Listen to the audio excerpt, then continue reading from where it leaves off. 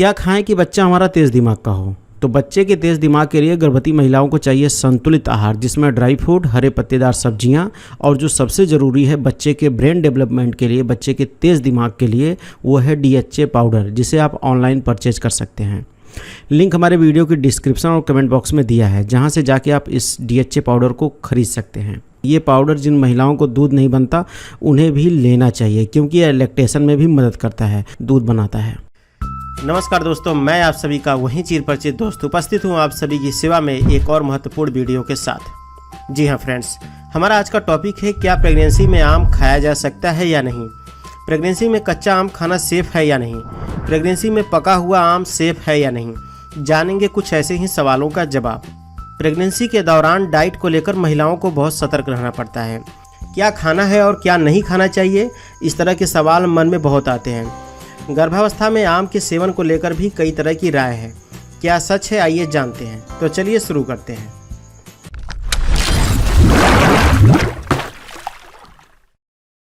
Pregnancy में आम खाना पूरी तरह से सुरक्षित है, पर संतुलित मात्रा में ही खाएं। कुछ लोगों का मानना है कि प्रेगनेंसी में आम खाने से शरीर का तापमान यानी टेम्परेचर बढ़ जाता है, लेकिन बता दें कि इस बात का कोई भी प्रमाण नहीं है, इसका कोई भी पुख्ता प्रमाण नहीं है। बस ध्यान रखें, रासायनिक रूप से पके हुए आम का सेवन ना करें। रासायनिक रूप से पके हुए आम अर्थात जैसे मार्केट में ज़्यादातर पके हुए आमों को पकाने के लिए कैल्शियम कार्बाइड का इस्तेमाल होता है, जो कि माँ और बच्चे दोनों के लिए हानिकारक होता है। बता दें कि कैल्शियम कार्बाइड पर भारतीय खाद्य और सुरक्षा मानक अधिनियम 2006 और भारतीय खाद्य और सुरक्षा मानक अधिनियम 2011 द्वारा इस पर बैन लगा दिया गया है। एक और सवाल जो गर्भवती महिलाओं की तरफ से आता है, गर्भवती महिलाओं को एक दिन में कितने पके हुए आम खाना चाहिए। गर्भावस्था के दौरान प्रतिदिन ली जाने वाली आम की सुरक्षित मात्रा की बात करें तो दिन में करीब आधा कप कटे हुए आम का सेवन किया जा सकता है। वहीं सबकी गर्भावस्था एक जैसी नहीं होती, तो इस दौरान आम खाने की मात्रा में बदलाव हो सकता है। गर्भावस्था के दौरान आम का सेवन कब करना चाहिए, किस महीने से शुरू करना चाहिए, आइए इसे जानते हैं। गर्भावस्था में आम खाने के सही समय की बात करें तो विशेषज्ञों के मुताबिक पहली और तीसरी तिमाही में आम खाने के अधिक फायदे मिलते हैं। वहीं संपूर्ण गर्भावस्था के दौरान लिए जाने वाले आहार से संबंधित डाइट चार्ट में डाइटिशियन आम को शामिल करते हैं। इस आधार पर यह कहा जा सकता है कि संपूर्ण गर्भावस्था में आम का संतुलित मात्रा में सेवन किया जा सकता है। हालांकि आम एक मौसमी फल है जो कि हर समय नहीं मिलता। आम के पोषक मूल्यों की बात करें तो आम में कई जरूरी मिनरल, विटामिन, फाइबर और फैटी एसिड जैसे तत्व पाए जाते हैं, जो कि एक गर्भवती महिला के लिए आवश्यक माना गया है। वहीं 100 ग्राम आम की मात्रा में करीब 55 से 60 किलो कैलोरी ऊर्जा मौजूद होती है, जो कि इस दौरान काफ़ी हद तक महिला में ऊर्जा की कमी को पूरा कर सकती है। बता दें कि प्रेगनेंसी के आखिरी 3 महीनों में महिला को ज़्यादा कैलोरी की ज़रूरत होती है और आम में भरपूर मात्रा में कैलोरी पाई जाती है।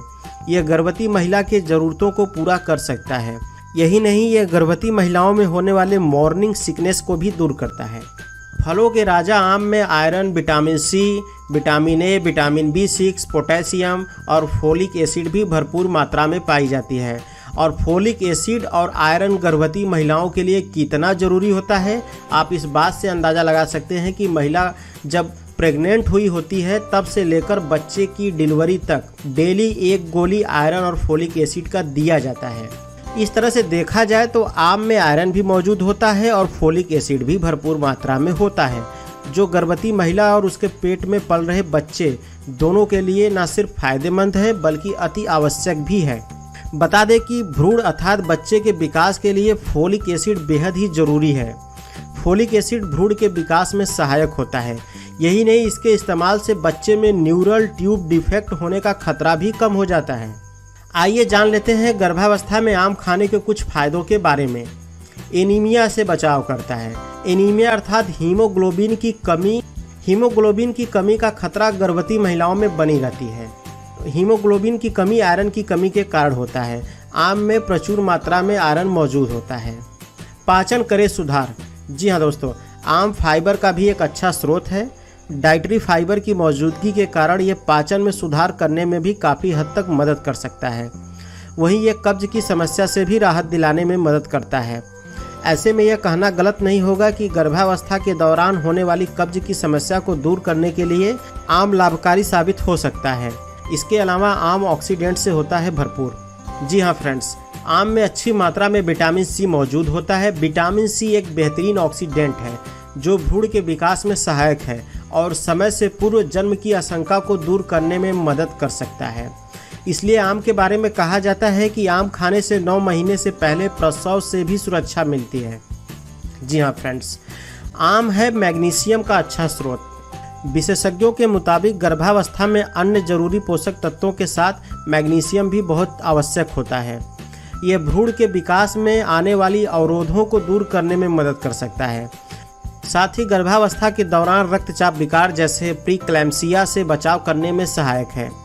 आम खाने से शिशु के दांत और हड्डियों का विकास होता है।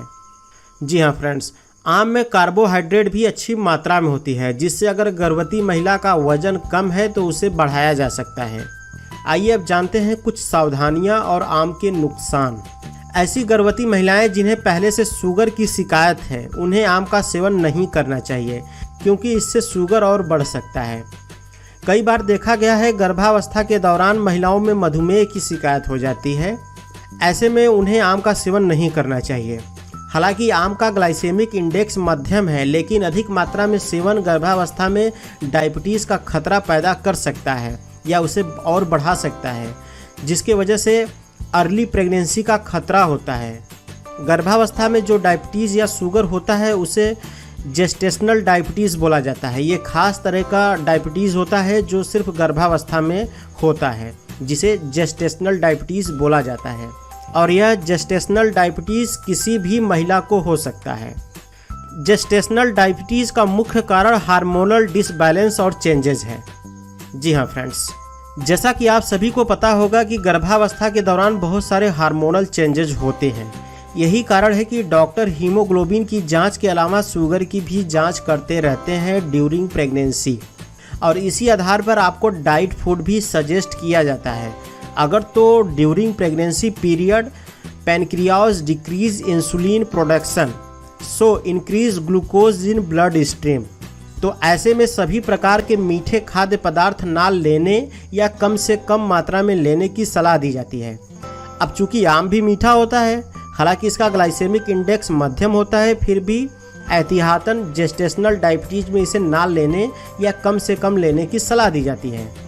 तो यहाँ से आपको ये क्लियर हो गया होगा कि आम खाने से जेस्टेशनल डायबिटीज़ नहीं होता ड्यूरिंग प्रेगनेंसी पीरियड, बल्कि gestational diabetes is a type of diabetes that occurs during pregnancy due to changes to the normal hormonal level.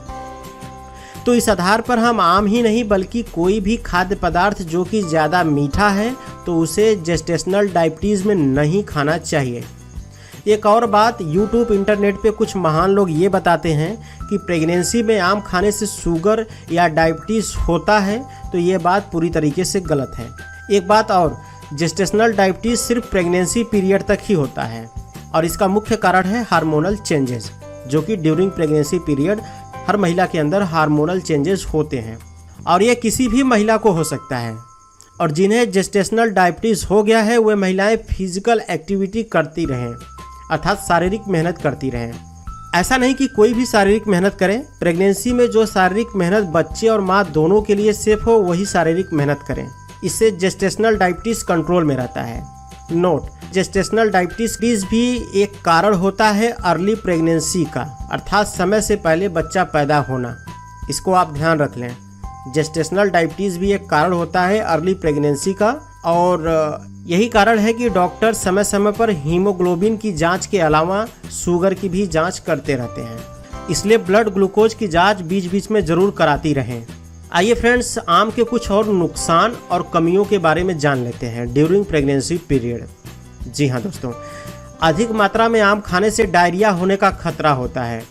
आम से एलर्जी होने की स्थिति में कुछ महिलाओं को त्वचा पर खुजली और सूजन की समस्या हो सकती है। आम में कार्बोहाइड्रेट की मात्रा अधिक पाई जाती है, इसलिए इसका अधिक सेवन गर्भावस्था में वजन बढ़ाने का कारण बन सकता है, यानी ओवरवेट भी हो सकती हैं आप, तो ज़्यादा सेवन नहीं करना चाहिए। एक और सवाल जो अक्सर कमेंट बॉक्स में हमसे पूछा गया है, क्या गर्भावस्था में कच्चे आम का सेवन करना चाहिए या करना सेफ है या नहीं। तो जैसा कि हमने वीडियो में पहले ही बता दिया है कि आम गर्भावस्था में सुरक्षित है, बशर्ते उसे संतुलित मात्रा में लिया जाए। तो कच्चे आम की अधिक मात्रा लेने पर एसिडिटी की समस्या हो सकती है। दूसरा एक और सवाल जो अक्सर आप लोगों की तरफ से पूछा गया है कि क्या गर्भावस्था में आम का अचार खाना चाहिए। तो बता दें कि गर्भावस्था के दौरान महिलाओं में अचार खाने की इच्छा होती है, लेकिन अत्यधिक तेल और मसाले होने के कारण इसे खाने से महिलाओं को बचना चाहिए। तो असल प्रॉब्लम तेल और मसाले से है। दरअसल तेल और मसाला शरीर में जाने के बाद काफ़ी मात्रा में हीट जनरेट करता है, जो कि बच्चे के लिए काफ़ी हानिकारक हो सकता है। आइए अब जानते हैं कैसे जाने आम प्राकृतिक रूप से पका हुआ है या कृत्रिम रूप से। आम पर भूरे, सफ़ेद या काले रंग के पाउडर की परत, ये पहला निशानी है। इसके अलावा लहसुन की तरह गंध आना, बाहर से पका हुआ लगना लेकिन अंदर से ठोस और कच्चा होना, बेस्वाद या खाने के बाद मुंह में अजीब सा स्वाद रहना। प्राकृतिक रूप से पके हुए आम की तुलना में ये आम बहुत जल्दी काले धब्बे या अधिक पकने के लक्षण दिखाना शुरू कर देते हैं, ज़्यादा नरम लगते हैं। अगर आपको नहीं पता कि फल प्राकृतिक रूप से पका है या कृत्रिम अर्थात केमिकल जैसे कैल्शियम कार्बाइड से, तो आप इन उपायों से विषाक्त पदार्थों की जोखिम को कम कर सकती हैं। जैसे फल को अच्छे से धोएं, छिलके मुंह में न लें, धोने के बाद आम को खाने से पहले छीलें, छिलके पर सीधा अंदर की तरफ लगे हुए गूदे को न खाएं, यानी छिलके को मुंह में ना लें। तो फ्रेंड्स, आज की इस वीडियो में बस इतना ही। मिलते हैं अगले वीडियो में, तब तक के लिए नमस्कार।